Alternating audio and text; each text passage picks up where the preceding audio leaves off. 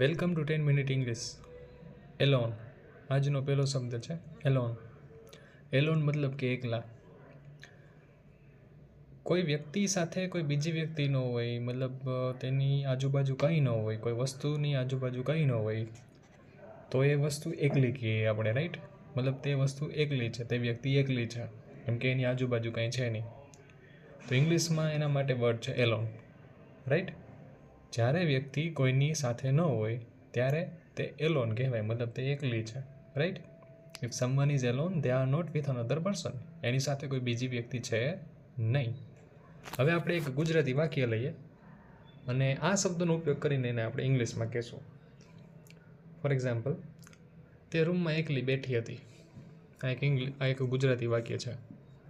હવે એલોન શબ્દ છે એનો આપણે ઉપયોગ કરવાનો છે, કેમ કે એકલી બેઠી હતી, રાઈટ. એકલી બેઠી હતી એવો શબ્દ પ્રયોગ થયો છે. તો she sat alone in the room. તે રૂમમાં એકલી બેઠી હતી. She sat alone in the room. તે રૂમમાં એકલી બેઠી હતી. Apartment. Second word is apartment. અપાર્ટમેન્ટને ગુજરાતીમાં પણ મોટા ભાગે આપણે એપાર્ટમેન્ટ જ કહીએ છીએ. બિલ્ડિંગ હોય, ઇમારત હોય, એમાં ઘણા બધા રૂમનો સમૂહ હોય જેમાં લોકો રહેતા હોય. એપાર્ટમેન્ટ આપણે સિટીમાં જઈએ એટલે આપણે મોટા મોટા બંગલા જોઈએ, રાઈટ. મોટી મોટી બિલ્ડિંગ જોઈએ, સોરી, કે જેમાં ઘણા બધા રૂમ્સ હોય અને એમાં લોકો રહેતા હોય. તો એના માટે ઇંગ્લિશમાં વર્ડ છે એપાર્ટમેન્ટ. બિલ્ડિંગમાં રહેવા માટે રૂમનો સમૂહ હોય, ઘણા બધા રૂમ હોય, એના માટે ઇંગ્લિશ વર્ડ છે એપાર્ટમેન્ટ. અને apartment is a set of rooms in a building where people live. જ્યાં લોકો રહે છે. હવે એપાર્ટમેન્ટને પણ આપણે ગુજરાતીનું એક વાક્ય લઈને ઇંગ્લિશમાં વાક્ય બનાવવું છે. માનો તેઓ નાના એપાર્ટમેન્ટમાં રહે છે.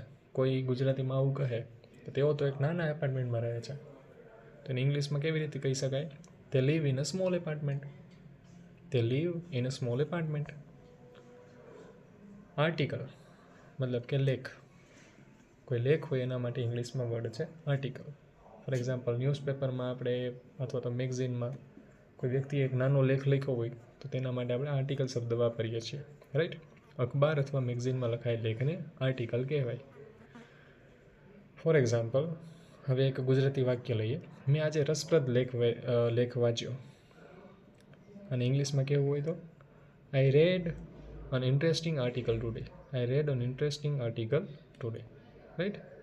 N article is a story, મેં જેવી રીતે કીધું એમ, કે જે ન્યૂઝપેપર અને મેગઝીનમાં આવતી હોય છે.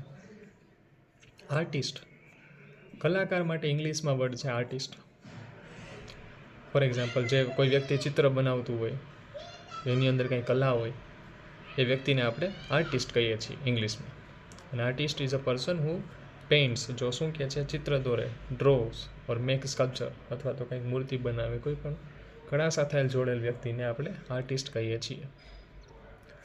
હવે ગુજરાતી વાક્ય છે તે પ્રતિભાશાળી કલાકાર છે, તો એને ઇંગ્લિશમાં કહેવાય she is a talented artist. She is a talented artist. Attitude મતલબ કે વલણ. વ્યક્તિની વલણ જે હોય એને ઇંગ્લિશમાં એટીટ્યૂડ કહેવાય. ઘણી વખત આપણે કહીએ ને કે એનો એટીટ્યૂડ સારો નથી, એનો એટીટ્યૂડ બહુ સારો છે, right. સમવન્સ attitude is the way they feel and think. કોઈ વ્યક્તિ કેવી રીતે વિચારે છે, માનો કે વિચાર, વાણી અને વર્તન એ કેવું, એનાથી આપણે વ્યક્તિનું એટીટ્યૂડ ખબર પડે. વ્યક્તિની વિચાર અને લાગણીની જે રીત છે દર્શાવવાની, એને આપણે એટીટ્યૂડ કહેવાય. હવે એક ગુજરાતી વાક્ય લઈએ. તેનું વલણ સકારાત્મક છે. તેનું વલણ સકારાત્મક છે મતલબ કે તેનો એટીટ્યૂડ પોઝિટિવ છે. આપણે એમ કહીએ ને કે he has a positive attitude, right. Compare. બે વસ્તુની તુલના કરવા માટે કે બે વસ્તુની અંદર શું શું સિમિલારિટી છે, શું શું તફાવત છે, તો આ તુલના કરવી એટલે ઇંગ્લિશમાં એને કહેવાય કમ્પેર કરવું, રાઈટ. ફોર એક્ઝામ્પલ, બે વસ્તુની તુલના કરવી એટલે કે compare. To compare means to say how two things are the same and different. કેટલી સમાન છે અને કેટલી અલગ અલગ છે, કમ્પેર શબ્દ વપરાય છે. Compare this two pictures. આ બે ચિત્રોની તુલના કરો. Compare this two pictures. આ બે ચિત્રોની તુલના કરો, રાઈટ. જજ એટલે કે ન્યાય કરવો, મૂલ્યાંકન કરવું. કોઈ વસ્તુ સારું કે ખરાબ છે તે નક્કી કરવા માટે આપણે મતલબ એ નક્કી કરવાની જે પ્રક્રિયા છે એને તો આમ તો જજ કહેવાય, કે તમે જજ કરો એમ. આમ બેમાંથી કયું સારું છે? ટુ જજ something is to say if it is good or bad. સારું ખરાબ શું છે એ કરવાની પ્રક્રિયાને આપણે જજમેન્ટ કહેવાય, જજ કહેવાય, રાઈટ. તો હવે આપણે એક વાક્ય લઈએ ગુજરાતીનું, જેવી રીતે આપણે કરતા આવીએ છીએ. તેણે પ્રદર્શનનું ધ્યાનથી મૂલ્યાંકન કર્યું. પ્રદર્શન એટલે કે પરફોર્મન્સ.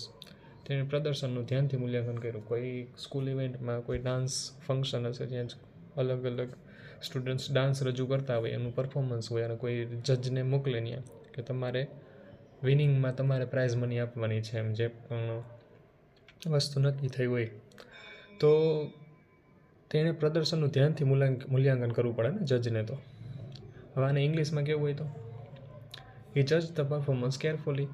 હી જજ એટલે કે મૂલ્યાંકન કર્યું શું? તો કે પરફોર્મન્સ કેરફુલી, રાઈટ. પ્રદર્શનનું એણે ધ્યાનથી મૂલ્યાંકન કર્યું. મેગઝીન. મેગઝીનને ગુજરાતીમાં મેગઝીન જ કહેવાય. આપણે ત્યાં ગુજરાતીમાં સફારી મેગઝીન બહુ પોપ્યુલર હતી, કે જે તાજેતરમાં જ બંધ થઈ, રાઈટ. સમાચાર અને લેખો ધરાવતું નિયમિત પ્રકાશન. ઘણી મેગઝીન વીકલી હોય, મંથલી હોય, રાઈટ.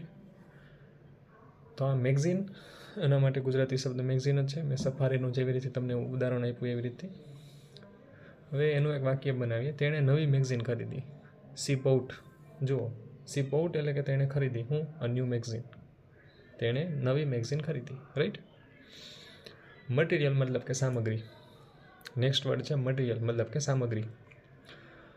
ફોર એક્ઝામ્પલ, કોઈ વસ્તુ બનાવવા માટે વપરાતી સામગ્રીને મટીરિયલ કહેવાય. કોઈ વસ્તુ બનાવવા માટે વપરાતી સામગ્રીને મટીરિયલ કહેવાય. Material is what is use to make something. કંઈક વસ્તુ બનાવવી છે, એનામાં જે સામગ્રી જોઈએ, તો તેના માટે આ સામગ્રીના શબ્દ માટે આપણે ઇંગ્લિશમાં શબ્દ છે મટીરિયલ. ફોર એક્ઝામ્પલ, લાકડું મજબૂત સામગ્રી છે. શું છે? શું કહે છે? જુઓ, આપણે ફર્નિચર ને એ બધું લાકડામાંથી બને છે. બેડથી માંડી, કબાટથી માંડી બધું, રાઈટ. આપણા ઘરમાં મોટાભાગનું જે હવે મતલબ ટેબલ ખુરશી બધું હોય, પહેલાં તો લાકડાનું આવતું, પણ હજી પણ આપણે ટૂંકમાં શું કંઈક બેડ ને કબાટ ને લાકડાના જ હોય છે. ડોર ઇન્ક્લુડિંગ ડોર, યા. તો લાકડું મજબૂત સામગ્રી છે, એટલા મટીરિયલ એનું મતલબ એ સ્ટ્રોંગ હોય છે, એટલા માટે આપણે એનો ઉપયોગ કરીએ છીએ. હવે તો આ જે વાક્ય છે કે લાકડું મજબૂત સામગ્રી છે, એને ઇંગ્લિશમાં કેવું હોય તો વુડ. લાકડા માટે ઇંગ્લિશમાં શબ્દ છે wood. Wood is a strong material. Wood is a strong material, right. Meal, ખોરાક, ભોજન. મિલ એટલે કે ભોજન. ભોજન માટે ઇંગ્લિશમાં વર્ડ છે મિલ. ખાવાનો સમય અથવા ભોજન મિલ કહેવાય. આ meal is a time when food is eaten like a breakfast, lunch or dinner. તમે તમારો જમવાનો જે સમય હોય, તમે જે જમતા હો, આઈ એમ હેવિંગ માય મિલ, હું મારું ભોજન કરી રહ્યો હતો, એમ પણ કહી શકાય. તો ભોજન માટે ઇંગ્લિશમાં શબ્દ છે મિલ. રાત્રિ ભોજન મારું પ્રિય ભોજન છે. આ ગુજરાતી વાક્ય છે, આને આપણે ઇંગ્લિશમાં ટ્રાન્સલેટ કરશું. ડિનર એટલે કે રાત્રિનું ભોજન. બપોરના જમવાના માટે શબ્દ છે lunch, right. So dinner is my favourite meal. રાત્રિનું ભોજન મારું પ્રિય ભોજન છે. તો આ હતા આજના 10 વર્ડ્સ, રાઈટ. આપણે એલોન જોયું, એકલા, જેનો અર્થ થાય છે એકલા, એકલું. એપાર્ટમેન્ટ, શહેરોમાં બિલ્ડિંગોમાં આપણે જે ફ્લેટ્સ જોઈએ છે એના માટે એપાર્ટમેન્ટ શબ્દ વપરાય છે, રાઈટ. આર્ટિકલ મતલબ કે લેખ, ન્યૂઝપેપરમાં આવે છે એ લેખ. આર્ટિસ્ટ મતલબ કે કલાકાર. એટીટ્યૂડ એટલે કે વલણ. કમ્પેર મતલબ કે બે વસ્તુની તુલના કરવી, સારું ખરાબ બંને વસ્તુનું જોવું. જજ એટલે કે ન્યાય કરવો. મેગઝીન મતલબ એનો તો મેગઝીનનો જ અર્થ થાય છે. મટીરિયલ મતલબ કે સામગ્રી, અને મીલ એટલે ભોજન. તો આ હતા આજના 10 word. Please practice it, use it daily in your communication, and that's way you will remember it correctly. Okay, thank you very much. Keep watching, keep sharing.